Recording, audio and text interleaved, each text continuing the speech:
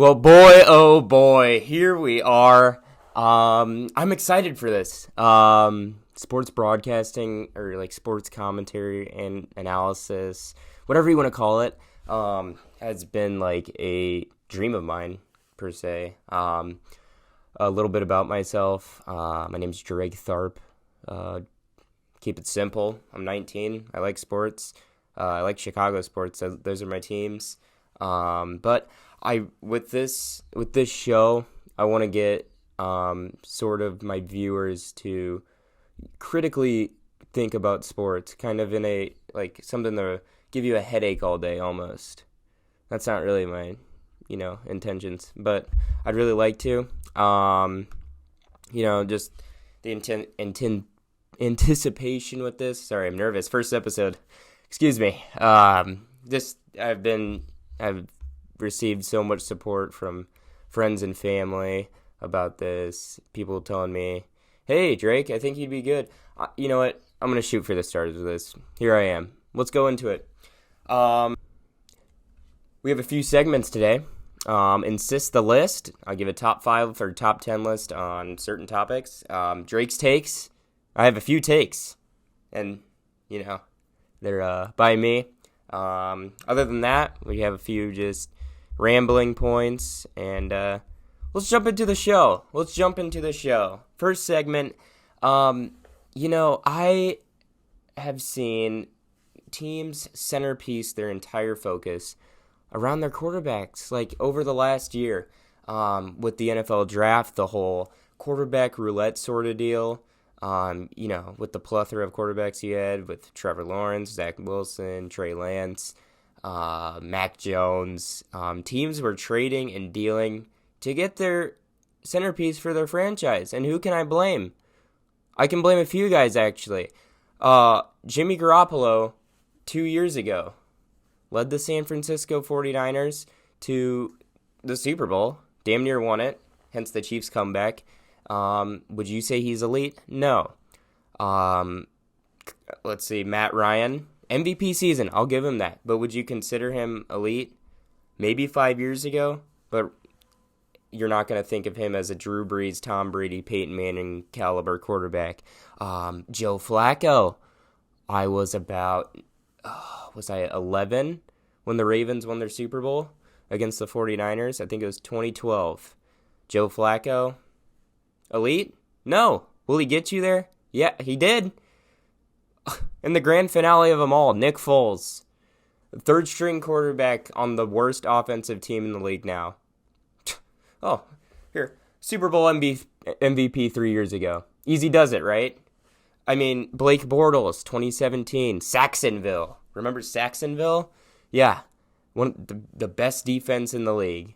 But did Blake Bortles get his team to the AFC title game? Not Super Bowl, but it's Blake Bortles and it's the Jaguars and it's the AFC title game. What? I have just seen. I'd say there's 25 quarterbacks in the league that are capable of leading their team to the Super Bowl. 25. Here and there, 4 or 5, 6 maybe just suck or are rookies developing. Zach Wilson, Trevor Lawrence, Tyrod Taylor. I love Tyrod Taylor, but he ain't going to get you to a Super Bowl. They just centerpiece these teams, or like teams like the Vikings. They will look at Kirk Cousins as the reason they are failing. And they've had chances, they're one piece away every year. With Case Keenum, when they made it to the NFC title game against the Eagles, another scenario where you have a mid-tier quarterback, but you're like, he'll get you there. It was Case Keenum versus Nick Foles. Are either of those guys elite? No? Okay. All right. Thanks. I just don't think teams want to develop, other core strengths besides quarterbacks now. It doesn't seem like that. Like Eagles, when they made the Super Bowl 3 years ago, beat New England, defense was their deal. They still gave up a decent amount of points to the Patriots, but Nick Foles had the game of his life. Blake Bortles and the Jaguars, they put up over 20 against New England in the AFC title game that same year. I mean, I never understood the obsession of finding a franchise quarterback while you have other pieces to work on. There's a few teams I have in mind right now. The 49ers, obviously. Dealing with injuries last year. I'll give them that. Year before, made the Super Bowl. But what are you doing? Jimmy Garoppolo has proven himself. I mean, the defense needed some work the year they made the Super Bowl, but it was a scheme that got him there. You still have the same quarterback in the same scheme, Shanahan. Okay? Oh, teams are figuring you out? Maybe. But there's other stuff you could work on with that scheme to make it better. These quarterbacks are talented. I don't think, come to realize, I don't know if coaches have just not come to realize that yet. Another team, yeah, like I stated before, Minnesota Vikings, Kirk Cousins, proven himself. He's a gunslinger. I'll admit it. He's a slinger. But that's the type of talent that you need to, hit the Lombardi Trophy. A team that stuck with their QB, but just had the most awful coaching and nothing else going for them, were the Detroit Lions. Matthew Stafford killing it on the Rams right now. Detroit stuck with him. Didn't get anywhere. That's obviously coaching. It's all coaching at this point. I just feel, a lot of teams are putting a lot of stock in what they can't chew with these quarterbacks. Just, looking towards the future. It almost kicked Aaron Rodgers out of Green Bay. This whole quarterback obsession roulette. If one thing goes wrong, we need a quarterback. Like, you're looking at the Jaguars and Jets. Oh, okay, fair point. They're rookies. Zach Wilson and Trevor Lawrence, they're rookies. But this ain't the tooth fairy. Your issue's not gonna get fixed as soon as you make your franchise pick at quarterback. It's schemes over teams. That's what it really boils down to. I don't know if I can coach in the league, but I can say for damn sure that the quarterback isn't the issue over 90% of the time. The examples I just named are reasons as to why. Nick Foles, Blake Bortles, Jimmy Garoppolo, Trent Dilfer. Yeah, I'm going old school. Trent Dilfer, 2000 Ravens, one of the best defenses of all time. Trent Dilfer is the most average quarterback of all time. Super Bowl champs. Joe Flacco. I'll give an edge to Matt Ryan there. It's not all quarterback, and I've just seen too many teams put a lot of stock into that, and it's overrated, right? It's overrated, and that's what I'm trying to get at here. Next segment on the show, Insist the List, brought to you by Drizzy T. I'll never do that again, sorry. Those big slamma-jammas, they run routes, they block. They're most of the time the best athletes on the field. A lot of them have played basketball. Tight ends. I've just been seeing, tight ends are becoming a lot more valuable. And I've seen a lot of good teams use tight ends as their number one weapon. Kansas City, Travis Kelce, one of the best system tight ends of all time. Ravens, Mark Andrews. 49ers with George Kittle. You had the best tight ends in the Super Bowl 2 years ago, Kittle and Kelce. But that's what I'm not trying to get at. Top 5 tight ends in the league right now. Let's hit it. Mark Andrews at number 5. Lamar's go-to target since he's been in the league. He has about 6'5", 260, behemoth. He's one of the best run-blocking tight ends in the league. He is an absolute behemoth. He's a beast. He's a fantasy beast. Put up, 15 fantasy points. Great route runner as a tight end at that size. Mark Andrews sitting at number 5 here. Number 4, George Kittle right now. Let's not get it twisted. George Kittle is an absolute machine, and he was top 2 tight end in the league last 3 years. Sitting at number 4 right now, I'm not going to say he's having an off year, but Compared to what he's done prior, this is an off year for Kittle, but there's no denying his talent there. Yeah, he's still a monster. I'll give it to him. Still San Francisco's go-to target right now. Deebo Samuel, wide receiver, kind of sticking in there. But Kittle right now is the fourth best in my opinion. If he catches fire, shooting up in my list. Hey, you earn it. You earn it. Number 3, this might shock a few people.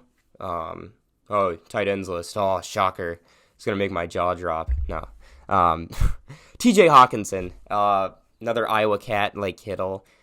He's developing exactly like the Lions want him to. I think with the system, with Jared Goff, the little RPO plays, little short dinkers. TJ Hawkinson's perfect for that. He's a physical specimen as well. He's got stick 'em on his hands. He doesn't drop anything. Kind of like the San Francisco system they got going with George Kittle. They can run him long, they can run him short. He is going to be a franchise guy for the Lions, and he's showing that right now. I mean, over the first 2 weeks of the season, 20 receptions in total. That's ridiculous. Double-digit receptions in averaging both games. Last against the Ravens, kind of an off game, but that's ridiculous. As of right now, TJ Hawkinson sitting at number 3. Number 2 is Darren Waller. Darren Waller is the most versatile tight end in the league. I see what the Raiders do. They put him out wide. They put him, next to the O-line. They have him block. I would say, including receivers, Darren Waller is a top 5 guy in jump ball situations. That guy is about 6'7", 280 pounds. His little incidents prior. He's 28 years old. I was mistaken. I thought he was a rookie. Last year, I thought, this guy's good, fresh out of college. This guy's 28, but with tight ends, it takes a little bit to get good. I thought Waller was an exception because I thought he was a rookie at the time, but he's not. Took him a little bit to catch fire, but now he is one of the best in jump ball situations. He's a great route runner. Derek Carr's go-to guy. Derek Carr is MVP caliber season right now. Can't make this stuff up. Number 1, easy, Travis Kelce. No question here. He, like I said earlier, the best system tight end in the league right now, and maybe the best of all time. The dude just absolutely, I'm at a loss of words. Like, I have never seen a tight end make an offense. Oh, God, I don't even know what to say. All I'm trying to say is Alex Smith was even throwing him touchdowns, and Travis Kelce was still a top 5 tight end in the league at the time then. Travis Kelce, he is also amazing in jump ball situations. He's an absolute behemoth as well. Just multiple 1,000-yard seasons. You don't see a lot of tight ends do that. They kind of have a few good seasons and go on their way. Vernon Davis was good for a while, but nothing like Travis Kelce. Top 5 tight ends in the league. Number 5, Mark Andrews. Number 4, George Kittle. 3, TJ Hawkinson. 2, Darren Waller. Travis Kelce takes the crown. Tight ends, for some reason, are just making or breaking a team right now because, four of the tight ends I listed besides Hawkinson, all of their teams are, top 15. So I think a tight end is a secret vital part of having a winning team. Just to have an extra blocker on the line and then, pull them out for a route or two. Hey, no kidding. All right. Insist the list part 2. So after week 3, we've had, I don't know. I was surprised by a lot of the outcomes in the games this week. With the Lions and Ravens game, I expected that to be a complete blowout.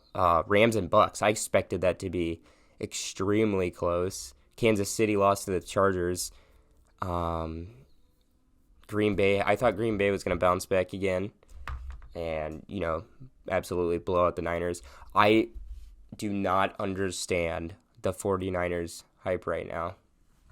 I may have said great things about them earlier in the show, but they look awful right now. And I've seen many NFL power rankings, Fox, CBS, NBC, all have the Niners like top 15. They do not look, they almost blew their entire game to the Lions. Yeah, they got to win against the Eagles. Big whoop. And they lost to Green Bay. I'm not sold on Green Bay either. I'm really not. I'm a tough crowd. But and since the list part 2, top teams in the league right now. Number 10, I was just talking about them. Green Bay. Not sold on them after week 1, but hey, they looked polished in the last 2 weeks. Aaron Rodgers doing his thing again. Devontae Adams still running routes better than anybody in the league.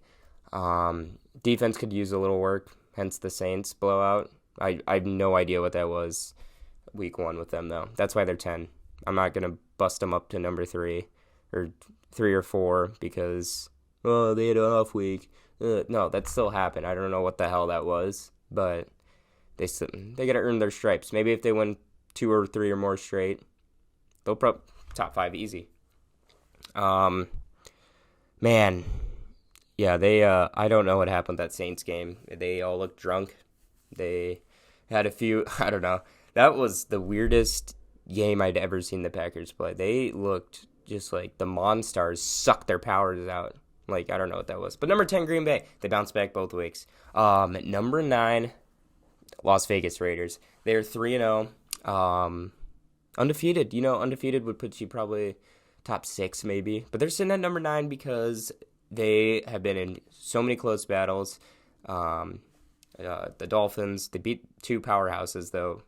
The Ravens and Steelers. Steelers hit or miss with their offense. Stouting defense, though. Ravens beat the Chiefs. They're a tough team. And the Raiders went out, took it away from them in overtime. Awesome. Derek Carr, over 1,200 yards on the season, averaging over 400 yards a game. MVP-type season. Derek Carr is playing out of his mind right now. And I hope to see the Raiders succeed because they have been building this team for a while under Derek Carr. And John Gruden is, he's getting back in the coaching. Kind of hard first year he had. But anyway, Raiders, number 9. Number 8, Denver Broncos. Nasty pass coverage. Kyle Fuller, Patrick Surtain, maybe the best cornerback combo in the league right now. Their defense is nasty right now. Number 8, they're 8 on my list because the combined record of teams is 0-9, but they haven't been in any close battles. They pretty much handled the teams they've played, and offense looks good. Teddy Bridgewater playing great too. Great completion percentage right now. I think it's over 70%. Bridgewater's playing great. They look solid right now. And I give the thanks to Vic Fangio, the coordinator, because since he's came in, Broncos look like a completely different team. Not coordinator. I think he's their coach now. Sorry. Number 7 is the Cowboys. Dallas Cowboys. Their offense looks polished. I'm talking shoe cleaner in the 50s polished. They're disciplined. Their defense could use a little work, but hey, if they're winning shootouts, that's a win. Still a win. They challenged the Bucs week 1.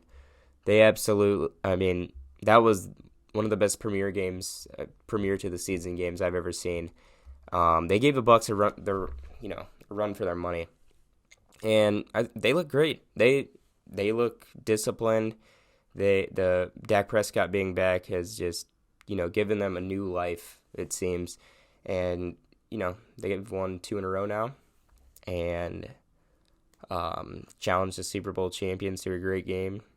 They could be 3-0 right now, but Tampa's a little edge on them. Number 6, Arizona Cardinals. Kyler Murray looks absolutely unstoppable. His receiving core is one of the best in the league. Hopkins, Christian Kirk. They have a great pass rush with Chandler Jones and J.J. Watt coming from both sides. Kyler is, he's got to throws a few interceptions. no problem. He'll drop 5 touchdowns, no issue. He's looking, and he's rushing. He's getting a rushing touchdown every game too. He's looking great. This team can make a run at the Super Bowl, in my opinion. Kyler Murray is playing out of his mind, and I think this is a possible MVP right here. Number 5 is the Carolina Panthers. Everyone's saying, oh, they're playing garbage teams. They cakewalk weeks. They are handling teams left and right, and their defense proves it. Their numbers are proving it. Defense is putting up the least amount of yards per game, least amount of points. Sam Darnold since he's left New York, looks like a completely new quarterback. That system with Matt Rule is perfect for him. Basically what he was doing at USC, that little Pac-12 offensive powerhouse kind of deal. But their defense is the reason why they're winning. And I think they can make a run in the playoffs. I really do. They lost McCaffrey. I don't think that'll hurt them as much as, most people think, just because their defense will set them up nice. And, Chuba Hubbard ain't bad. He'll get his points. Number 4 is Kansas City.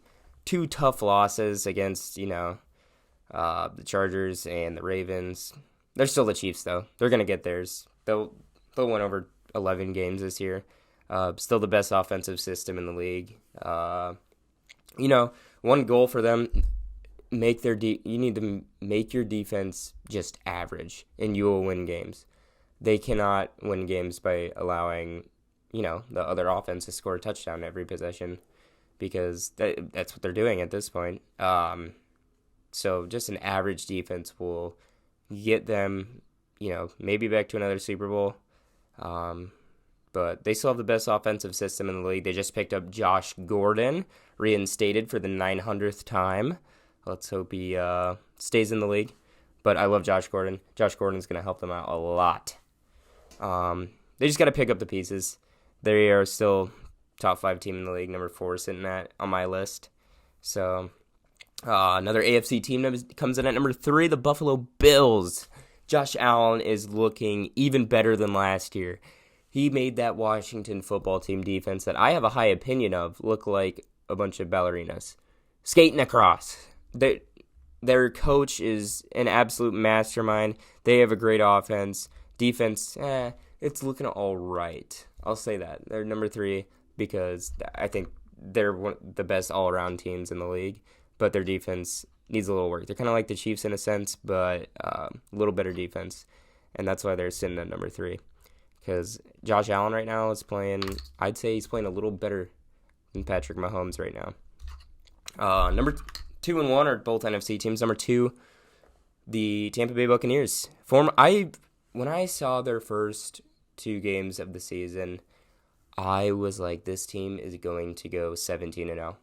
I was sure of it. I was like, there is no stopping Tom Brady. He's been lights out. Defense has been making huge plays for them. 2 pick sixes last week against Matt Ryan. But then they met their match with the number 1 Rams. The Los Angeles Rams look insane. I have not seen a football team this good through 3 weeks in a long time. Sean McVay is 40-0 at half when winning. 40-0 in his entire coaching career. If he's winning at halftime, he wins games. And they're the kings of second-half adjustments on defense. They completely shut down the run game of the Buccaneers during that second half, and that's why they won, along with the Bucs' pitiful defense against D-Jax and Cooper Kupp. But I see a Super Bowl in the near future for them. This team will most likely go to the Super Bowl under the NFC. It'll be Rams-Bucs, easy in the NFC. I don't see any other NFC team.